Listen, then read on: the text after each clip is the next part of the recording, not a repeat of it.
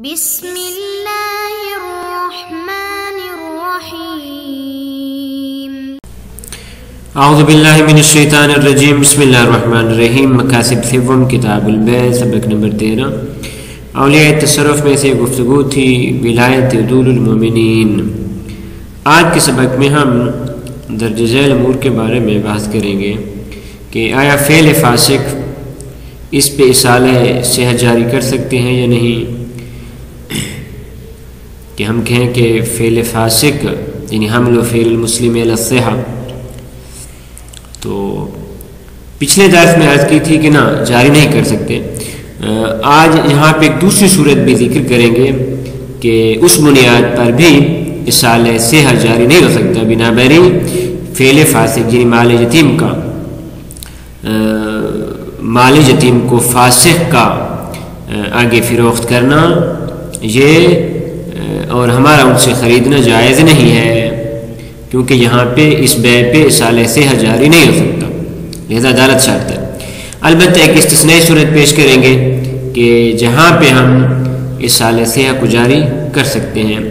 اس کے بعد اگلی جو بات ہے وہ یہ ہے کہ آیا یہ جو ہم نے ذکر کیا کہ مومنین کو ولایت حاصل ہے، آیا یہ حکم تکلیفی ہے یا حکم نیابتی ہے، یعنی یہ فقیہ کے نائب ہونے کے طور پہ یا امام کے نائب ہونے کے طور پہ ان کو ولایت حاصل ہے، یا نہ یہ حکم تکلیفی ہے، جس طرح اور بھی احکام تکلیفی ہیں اسی طرح یہ بھی حکم تکلیفی ہے۔ تو ثابت کریں گے کہ یہ حکم تکلیفی ہے۔ تو جب حکم تکلیفی ہے تو اس پہ چند فروعات متفرع ہوتے ہیں جن کو انشاءاللہ ذکر کریں گے۔ اور آخری بات یہاں پہ آج کے درس میں ہم ذکر کریں گے کہ اگر ایک فقیہ نے کسی کام کو شروع کیا ہے تو آیا دوسرا فقیہ اس کے اس کام میں مداخلت کر سکتا ہے یا نہیں، تو یہ بیان کریں گے۔ وَإِنْ شِئْتَ قُلْتَ إِنَّ شِرَاءَ مَالِ الْيَتِيمِ لَا بُدَّ أَن يَكُونَ مَصْلَحَةً لَهُ۔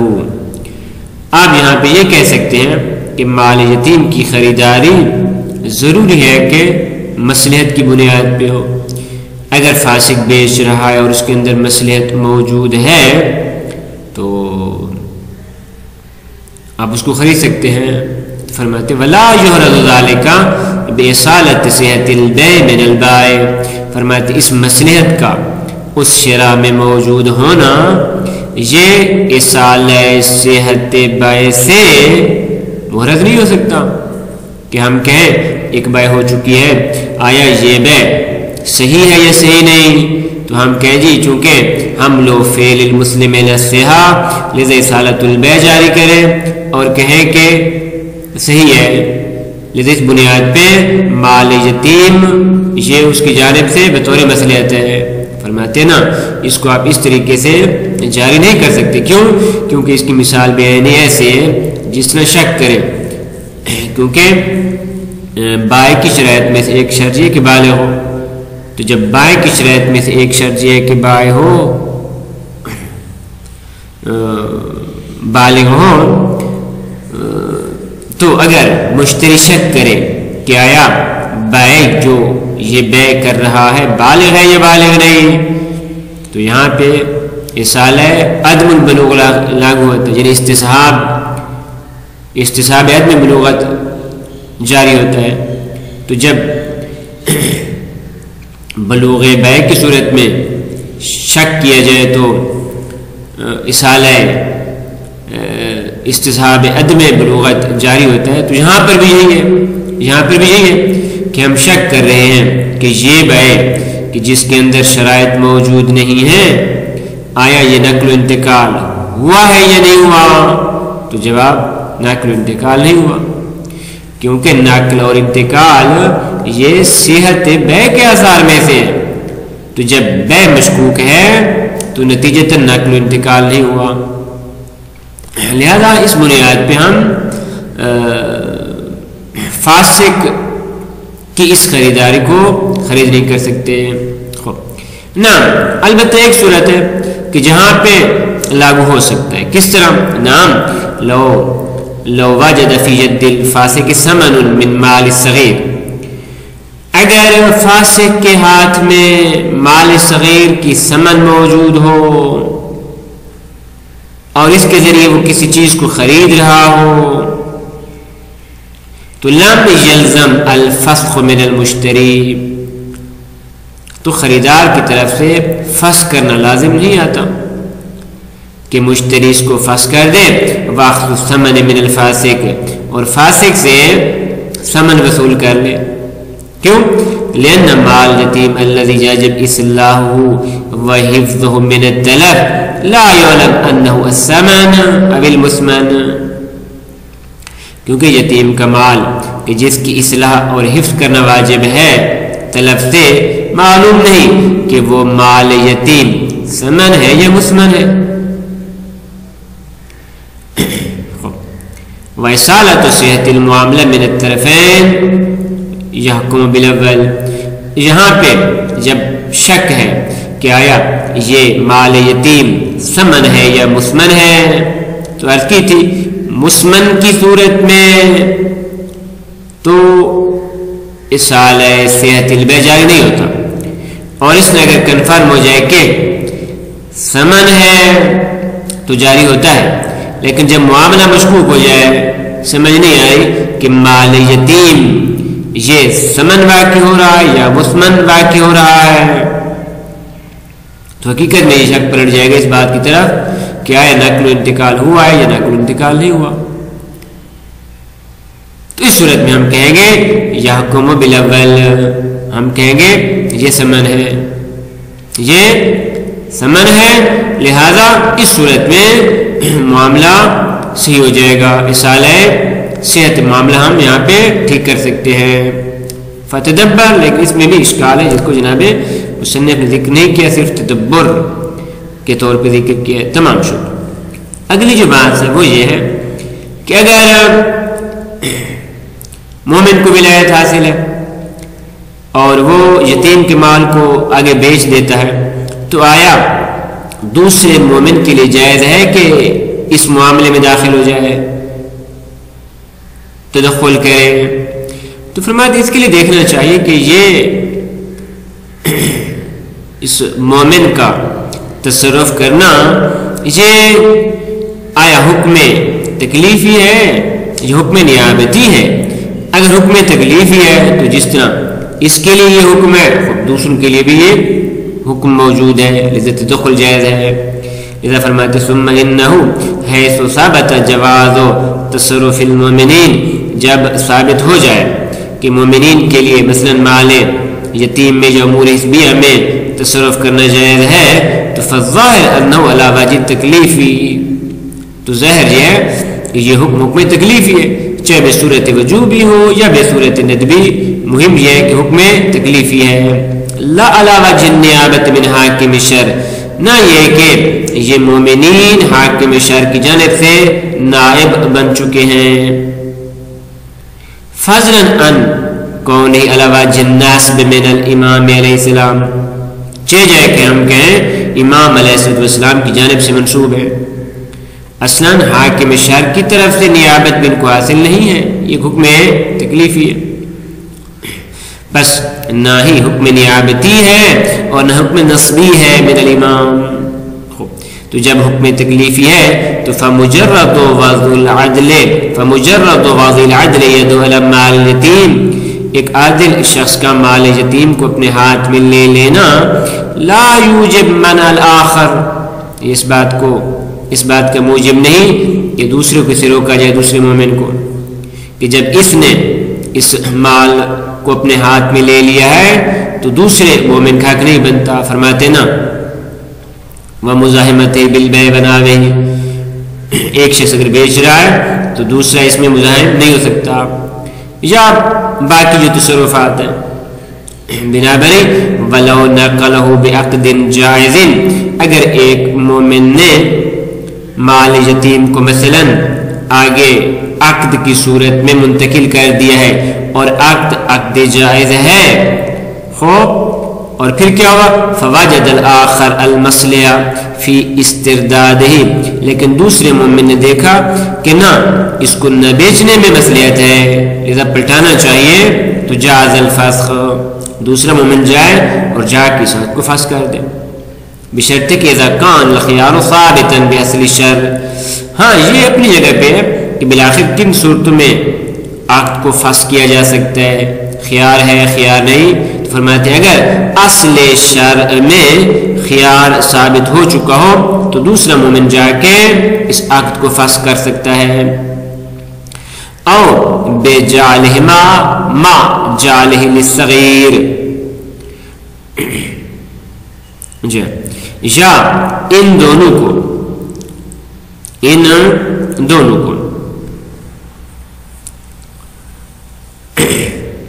قرار دے، قرار دے ما جعلہ للصغیر او مطلق ولیجہ من غیر تخصیص بالعقد۔ جی اس کے بارے میں فرماتے ہیں کہ اگر ایک شخص ایک مومن مال یتیم کو عقد جائز کے ساتھ آگے منتقل کر دیتا ہے تو دوسرے کے لیے جائز ہے کہ اس میں تدخل کرے، لیکن اس کے لیے شرط یہ ہے کہ یہ اصل شرع میں اس کو اختیار حاصل ہو۔ جی ہاں،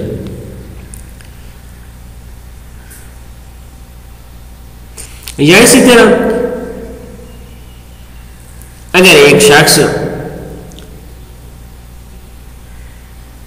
مال یتیم کو آگے بیچ دے یا بیچنے کا ارادہ رکھتا ہو اور دوسرا مومن جا کے اس کو دوسرے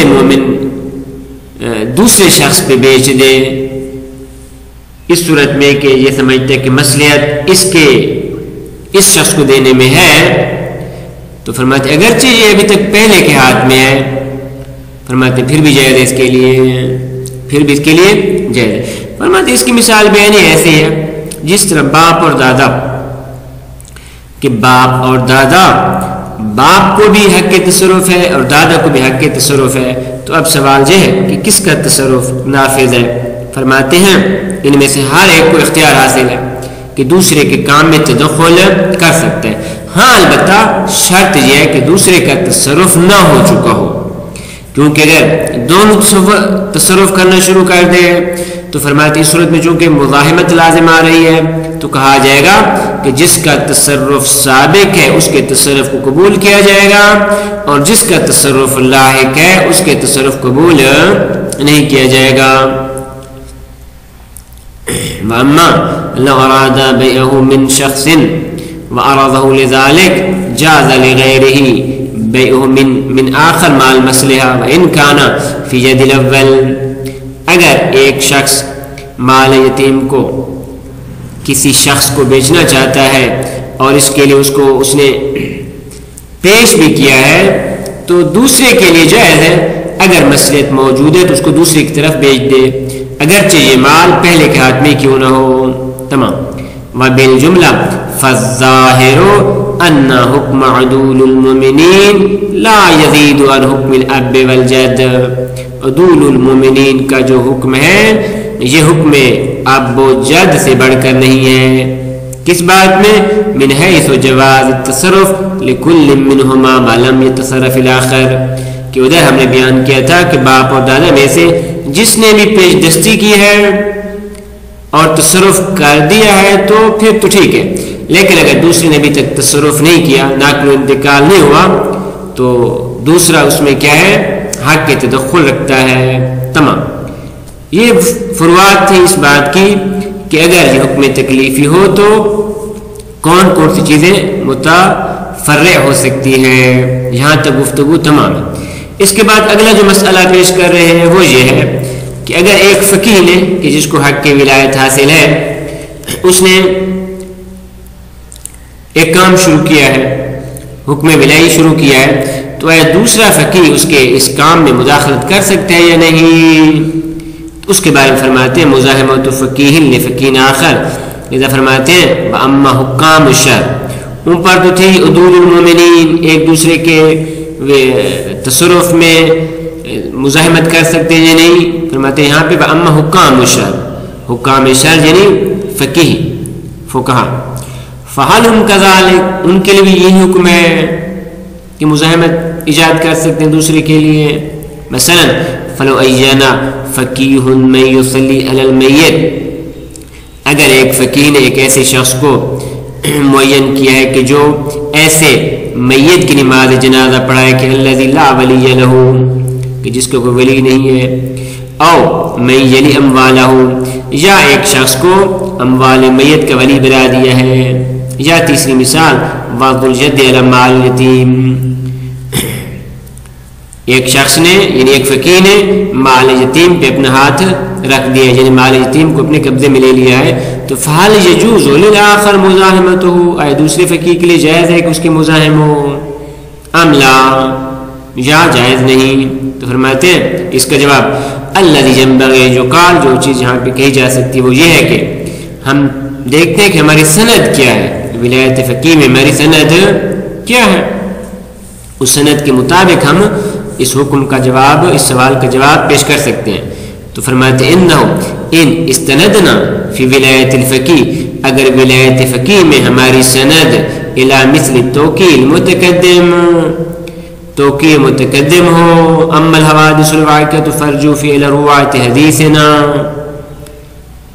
اگر یہ سند ہے اس حکم کی تو جاز المزاحمہ، تو فرماتے دوسرے فقیہ کے لیے مزاحمت جائز ہے، ہاں قبل وقوع التصرف اللازم، بشرط کہ تصرف لازم واقع نہ ہو چکا ہو، کیونکہ اگر تصرف لازم واقع ہو چکا ہے، نقل و انتقال ہو چکا ہے، تو موضوع باقی نہیں ہے، کس میں جا کے وہ تصرف کرے گا، مزاحمت ایجاد کرے گا.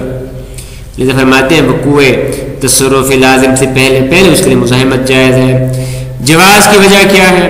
لأن المخاطب بوجوب ارجاع الامور الى الحکام هم العوام، کیونکہ اس توقیع کے مطابق امور کا حکام شارع کی طرف لے جانا، یعنی فقہا کی طرف لے جانا، ان کا جو مخاطب ہے وہ عوام ہے، یعنی عوام سے کہا گیا کہ تم لے جاؤ. فالنہی عن المزاحمہ یختص بہم، تو اگر یہاں پہ مزاحمت کی نہیں کی گئی ہے تو وہ مختص ہے عوام کے ساتھ. وَأَمَّا لِلْحُکَّامِ، اما جو حکام شارع ہیں، حکام الشرع ہیں، اما جو فقہا ہیں، فَكُلٌّ مِّنْهُمْ حُجَّةٌ مِّنَ الْإِمَامِ علیہ السلام، ان میں سے ہر ایک امام کی جانب سے حجت ہے، یہ فقیہ بھی حجت ہے، دوسرے فقیہ بھی حجت ہے. لذا فلا یجب علی واحد منہم، ان میں سے کسی پر واجب نہیں کہ دوسرے فقیہ کی طرف رجوع کرے. عوام کے لیے واجب ہے کہ فقہا کی طرف رجوع کرے، لیکن فقیہ کے لیے واجب نہیں کہ دوسرے فقیہ کی طرف رجوع کرے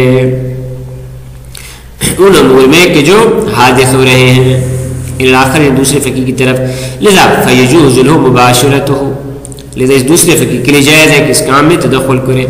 وَإِنْ كَانَ الْآخَرُ دَخَلَ فِيهِ وَوَضَعَ يَدَهُ عَلَيْهِ، اگرچہ دوسرا اس حکم میں، اس تصرف میں داخل ہو چکا ہو اور اس مال کو مثلا اپنے قبضے میں لے چکا ہو، لیکن ابھی تک تصرف نہیں کیا.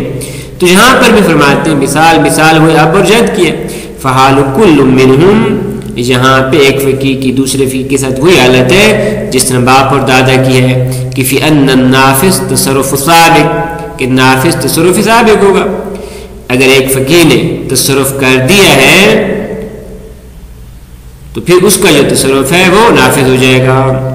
ولا عبرت بدخول الاخر فی مقدمات ذلک، ہاں مقدمات میں دخول جائز ہے اس کا، لیکن اگر تصرف ہو چکا ہے تو نافذ پہلے کا تصرف ہوگا.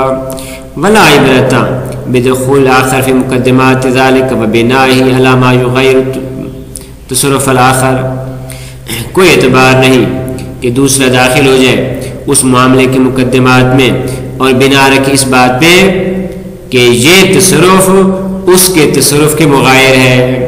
مثلا کس طرح؟ کما یجوز لأحد الحاکمین تصدی المرافعہ قبل حکم الاخر، جیسے کہ دو حکام ہیں، دو